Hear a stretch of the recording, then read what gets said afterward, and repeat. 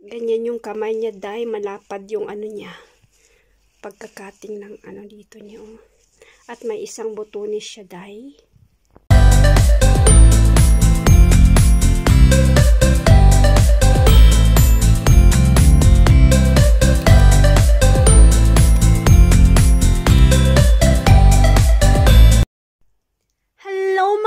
Mga dong, ang video natin for today ay ang dress, mini dress ni Sunshine Cruz. Ayan siya, day.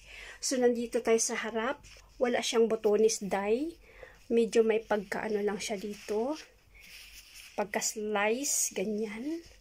Pero wala siyang botones, ganyan. May collar siya, ayan. At may bulaklak siya dito sa gilid, mga day. Ayan. At blue stripe. Ayan siya. Ayan ang cutting niya dito, day. Oh.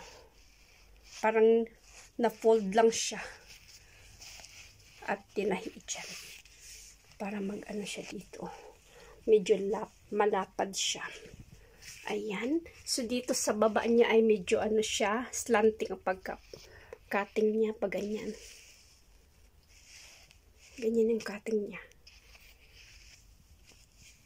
Both sides, sa likod at sa harap, ganyan yung cutting niya, day. Yung kamay niya ay pwede siyang i-fold. Ayan. Nakatulad sa ginawa ni Sunshine Cruz. Ayan. Ganyan mo siya, day.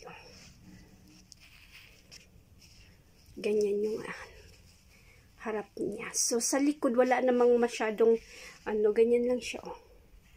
Parang, siya, 3/4 yung cutting sa kamay niya. Sa likod, wala namang masyadong, dito lang sa harap yung may, eto naka-highlight sa kanya, yung parang embroidery. Ayan. Borda-borda, day, ang dinikit. Tinahi siya, day.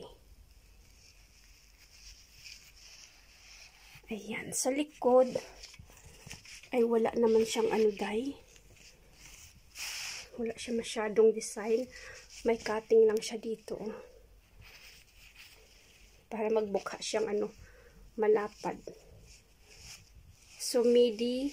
So, pwede siyang tawagin na midi dress.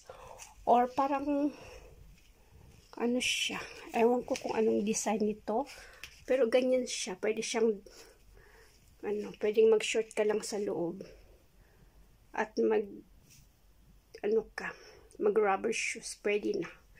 So, ayan lang mga day, mga dong, ang ating fashion review para kay Sunshine Cruz. Ayan. So, ayan lang mga day, mga dong. Bye!